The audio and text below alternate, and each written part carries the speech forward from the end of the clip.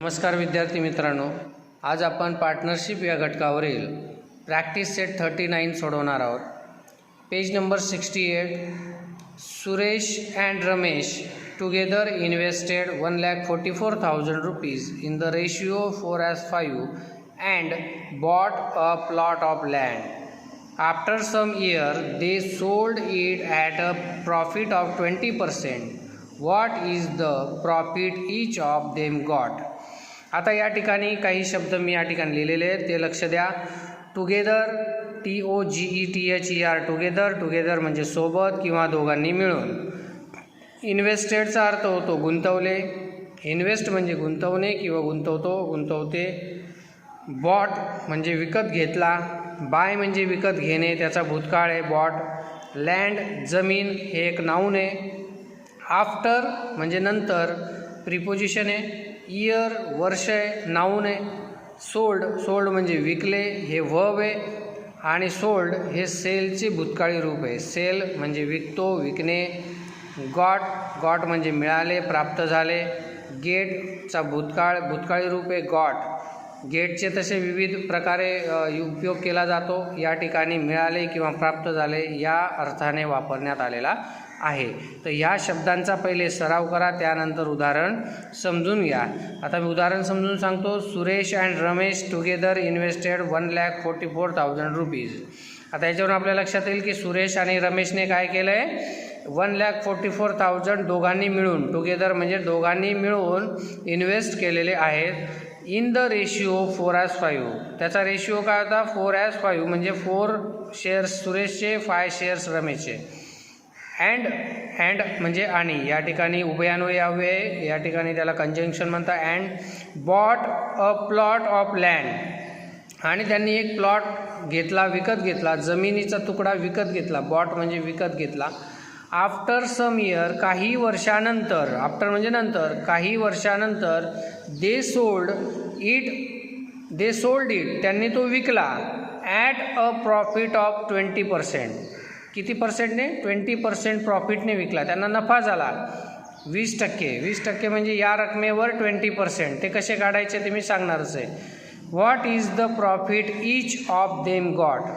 मग त्यांना जो प्रॉफिट झाला आहे त्या प्रॉफिटमधून प्रत्येकाला, म्हणजे सुरेशला किती प्रॉफिट झाला आणि रमेशला किती प्रॉफिट झाला, हे आपल्याला इथे काढायचं आहे.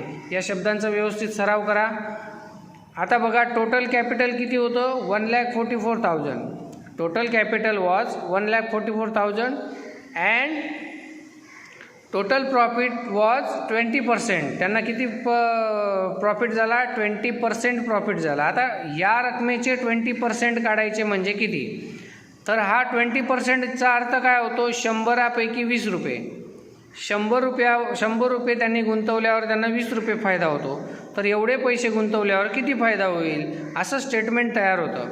आता पुढे बघा, टोटल प्रॉफिट काढायचं आहे आपल्याला. मग काय करायचं, टोटल कॅपिटल लिहायचं 1,44,000 मल्टिप्लाय बाय 20. जेवढा प्रॉफिट झाला पर्सेंटमध्ये तो पर्सेंट या ठिकाणी लिहायचा. 20% डिवायडेड बाय 100. पर्सेंटसाठी 100, कारण 100पैकी 20 रुपये झाले म्हणून इथे 100 लिहिले, 100. आता यातले सारखे झिरो जे ते आपण कट केलेले आहेत, आणि मग त्याखाली 1,440 उरलेले आहेत, हे झिरो काउंट करायचे नाहीत. मल्टिप्लाय बाय 20, या दोघांचा गुणाकार केला, मल्टिप्लिकेशन केलं, त्यानंतर आपल्याला मिळाले 28,800 rupees. हा त्यांचा टोटल प्रॉफिट असणार आहे. टोटल नफा त्यांना किती झाला आहे, एवढा झालेला आहे.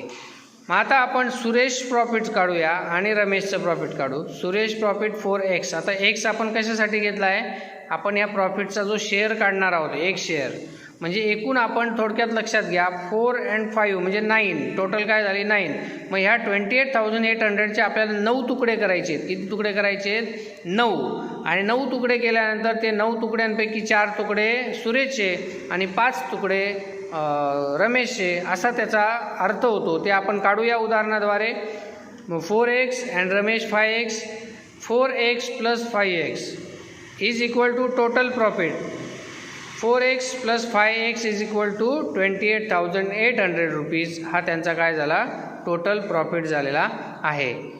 9x यांची टोटल केली 4 + 5 9x. 9x is equal to 28,800 rupees. आता यानंतर बघा 9x इज इक्वल टू 28,800 आलेले आहेत. आता आपण या 9x आणि 28,800ला दोन्ही बाजूंना 9ने डिवाइड करूया. Divided by 9 both side.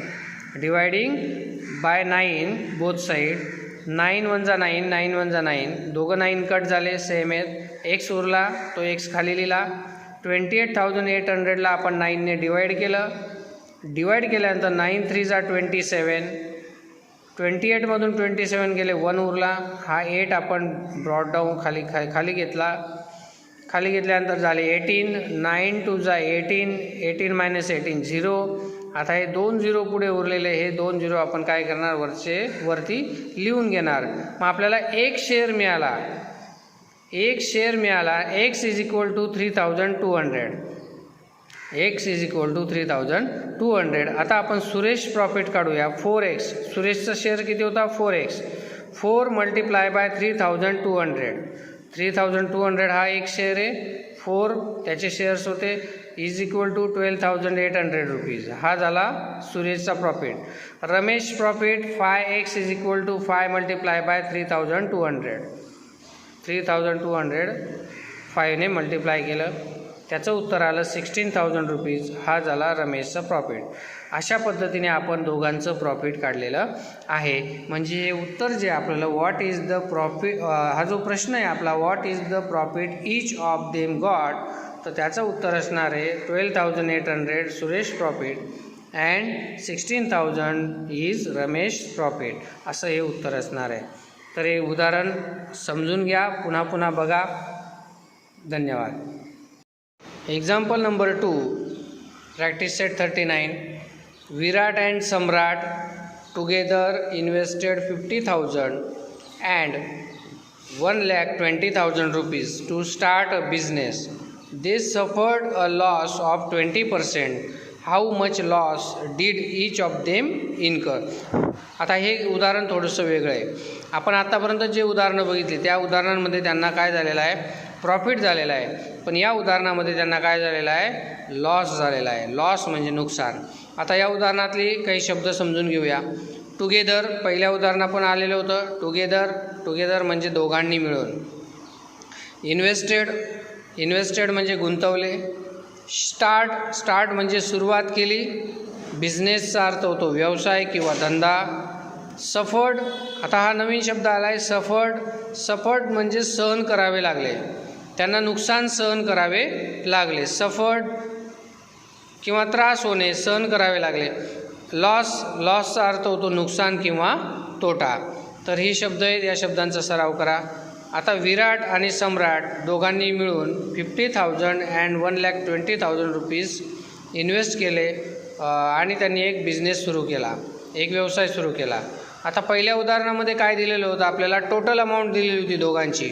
या उदाहरणामध्ये आपल्याला दोघांची वेगवेगळी अमाऊंट दिलेली आहे. तर गोंधळून जायचं काही कारण नाही. दे सफर्ड अ लॉस ऑफ 20%. मागच्या उदाहरणामध्ये पण असंच पर्सेंटचं उदाहरण होतं. 20% त्यांना लॉस झालेला आहे. How much loss did each of them incurred. आता दोघांना प्रत्येकाला किती नुकसान भोगावं लागलं किंवा सहन करावं लागलं हे आपल्याला इथे काढायचं आहे. त्याआधी आपण काय करूया पहिले टोटल कॅपिटल किती होतं त्यांचं ते बघूया.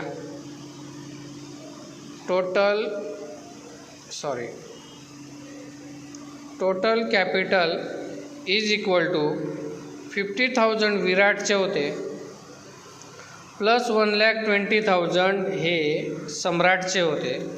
1,20,000 हे सम्राटचे होते. टोटल कॅपिटल त्यांचं किती झालं तर आपण बघूया 1,70,000 हे त्यांचं काय झालं टोटल कॅपिटल. हे त्यांचं टोटल कॅपिटल झालं आहे. आता या टोटल कॅपिटलवर त्यांना लॉस किती झाला. Loss is equal to 20%. किती लॉस झाला त्यांना 20%. आता 20% लॉस म्हणजे नेमके किती रुपये हे आपल्याला काढायचं आहे. तर बघूया आपण 20% लॉस कसा काढायचा.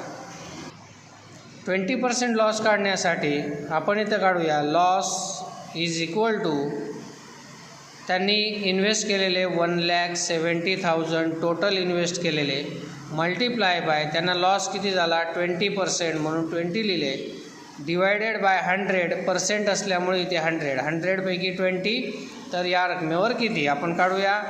मागच्या उदाहरणात आपण बघितली प्रोसिजर सेम प्रोसिजर करायची. सारखे शून्य आपण काय केले कट केले 1,700 रुपीज बॅलन्स राहिले मल्टिप्लाय बाय 20. आता याचं उत्तर काढायचं आहे आपल्याला.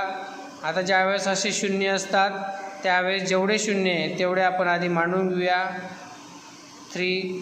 आता 7 2 जा 14 1 कॅरी ओव्हर 2 1 जा 2 + 1 3 34,000 रुपीज त्यांना काय झालेलं आहे लॉस झालेला आहे नुकसान झालेलं आहे. मग आता हे टोटल लॉस आहे हा काय टोटल लॉस.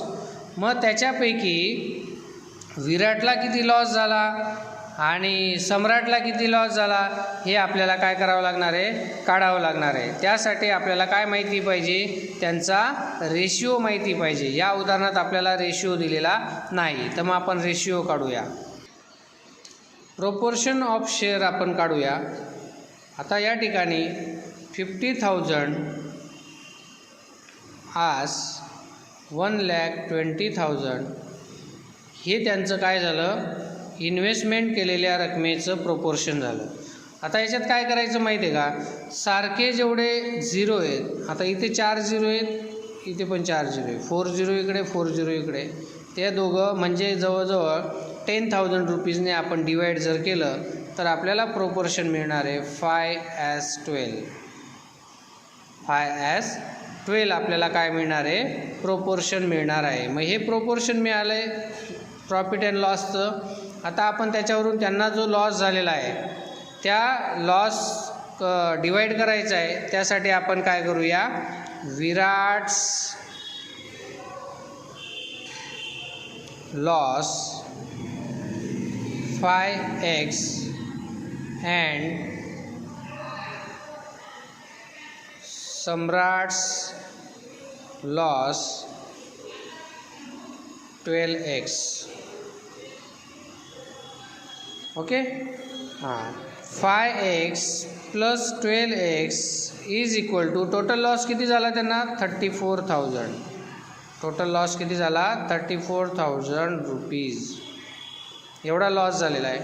आता आपण दोघांची ॲडिशन करूया 5 + 12 17x इज इक्वल टू 34,000.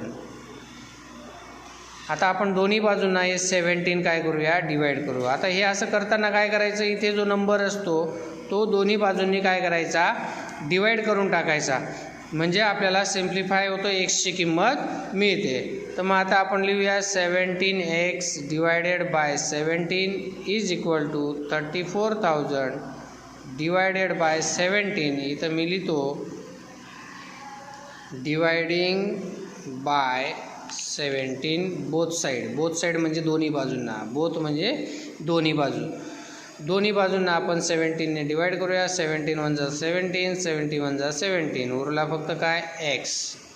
आता 34,000ला आपण काय करणार आहोत 17 ने डिवाइड करणार आहोत.